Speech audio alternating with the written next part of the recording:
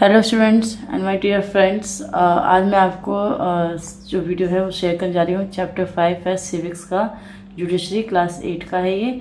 और इससे पहले मैंने आपको ज्योग्राफी चैप्टर 5 इंडस्ट्री के बारे में आपको शेयर किया था, और आज आपसे जुडिशरी के कुछ आंसर्स शेयर करने जा रही हूँ। तो पहला क्वेश्चन है, what are the different branches of law. कितने ब्रांचेस है आपके लॉ के? They are 2 different branches of law, criminal law and civil law. दो तरह के आपके कानून बने हमारी तरफ, एक तरह पे क्रिमिनल लॉ में आते हैं और एक सिविल लॉ में आते हैं, जिसके बारे में डिटेल में बात करेंगे। Who can file a PIL। PIL क्या होता है इसके बारे में हम आगे डिस्कस करेंगे अभी लॉन्ग क्वेश्चन आंसर में।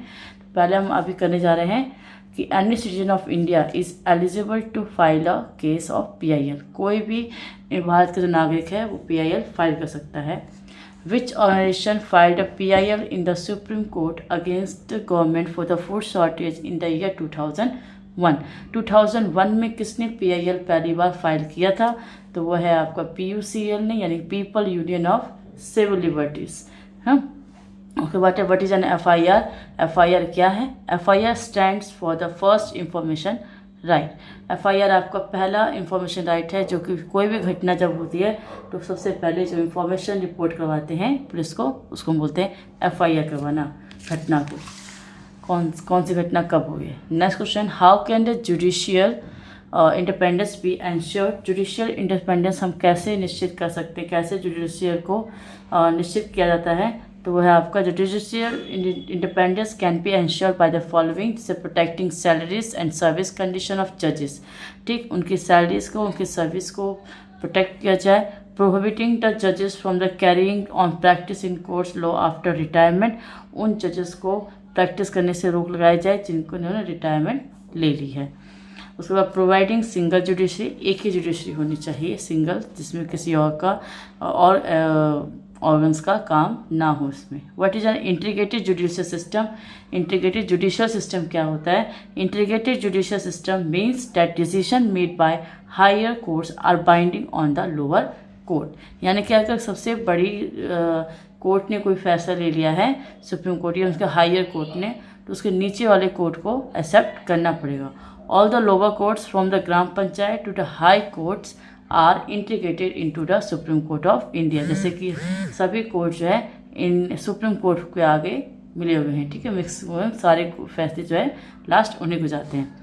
What is meant by judicial review? Judicial review को है as the final interpreter of the constitution, the judiciary also has the power। जैसे कॉन्स्टिट्यूशन आपका कोई कानून बनाता है, संविधान कानून बनाता है, उसी तरह जुडिशरी के पास भी है कानून बनाने का या हटाने का।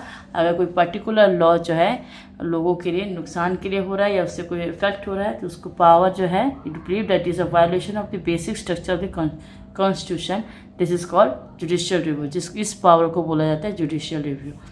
What is a criminal law. जैसे मैं बताया था, what is a criminal law क्या होता है? Criminal law is a body of law that related to crime. कोई सीरियस ऑफेंस जो होता है वो आपका क्रिमिनल लॉ में आता है।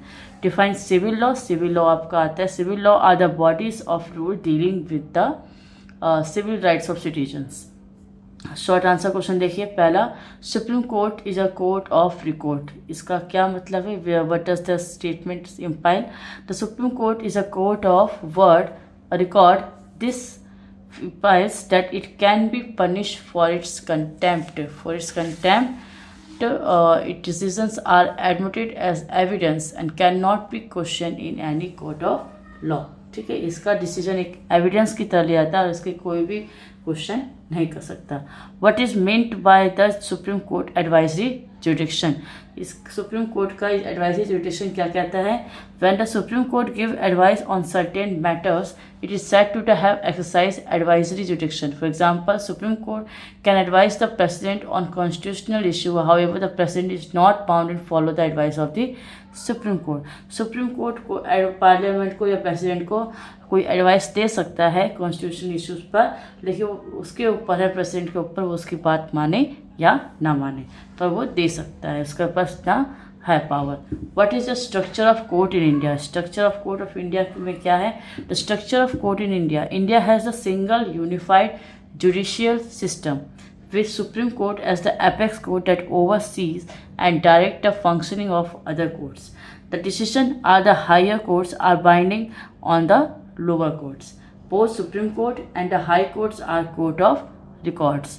ठीक, तो इसमें आपको सबसे बड़ा कोर्ट आपका एपेक्स पे आता है सुप्रीम कोर्ट, ठीक, और जो कि अदर कोर्ट को फंक्शन करता है। इसका डिसीजन हायर कोर्ट का सभी लोअर कोर्ट को बाइंडिंग होता है, मान्य होता है। सुप्रीम कोर्ट हाई कोर्ट के पास कोर्ट ऑफ रिकॉर्ड्स कहा जाता है। ये इनके फैसले रिकॉर्ड की तरह मेंटेन किए जाते हैं ताकि आगे काम आ सके। इट मीन्स वर्डिक्ट और decision pass by this court are documented. This documentation help in future cases, जैसे मैंने आपको बताया। ऑफ सिमिलर केसेस, अगर नीचे ऐसे केसेस आते हैं तो इनके रिकॉर्ड को बना के रखा जाता है। द कोर्ट डिसीजन और order cited in dispensing justice in similar cases. The system of courts in India allows people to appeal to a higher court if they are not satisfied with the decision of the lower court. Fourth question, give the example of criminal and civil cases की example दीजिए। तो criminal cases में आपका रहता है जो serious offence होता है, जिसके लिए कोई क्राइम किया जाता है, थेफ्ट है, रॉबरी है, मर्डर है, डावरी है, ठीक है, असॉल्ट है, ये सब। सिविल केसेस में जैसे कि झगड़े जो होते हैं मामूली प्रॉपर्टी को लेकर, contract, property dispute, inheritance dispute, dispute between a property owner और tenant etcetera. What are the function of district court? District court के क्या काम हैं? तो here civil and criminal cases at the district level. It civil और criminal cases जो district level के होते हैं वो ये सुनता है।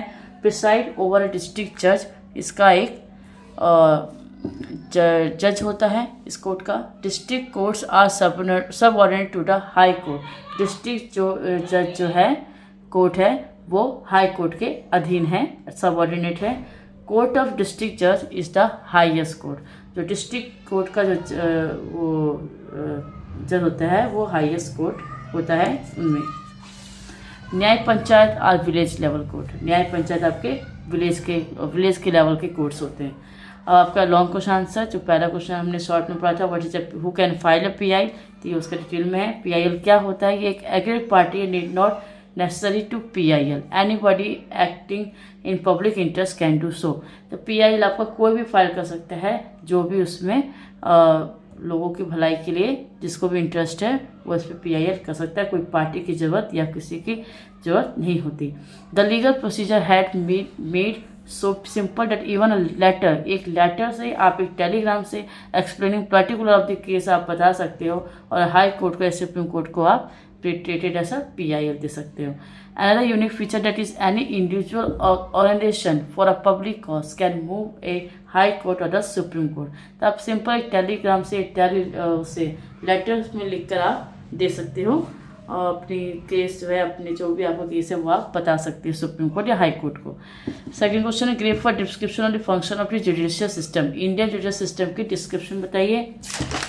तो आपका इंडियन जुडिशियल सिस्टम का perform various function such as, पहला है रिजोल्यूशन ऑफ डिस्प्यूट। पहले ये झगड़े सुलझाता है, चाहे वो झगड़े गवर्नमेंट डिसएग्रीमेंट जो है सिटीजन्स के बीच में हो, या गवर्नमेंट क्राइटेरिया के बिटवीन स्टेट्स के बीच में हो, या स्टेट गवर्नमेंट या सेंट्रल गवर्नमेंट के बीच में हो।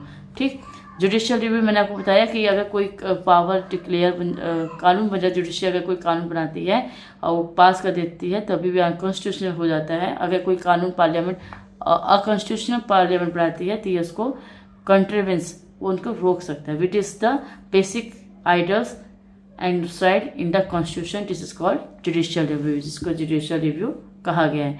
Implementation of the fundamental rights, और ये फंडामेंटल राइट्स को लागू करवाता है। Judiciary upholds and guarantee fundamental rights to the citizen. This mean what we can approach the supreme court और the high court if our fundamental rights has been violated. Okay students, तो ये हो गया आपका सिविक्स का chapter 5 complete.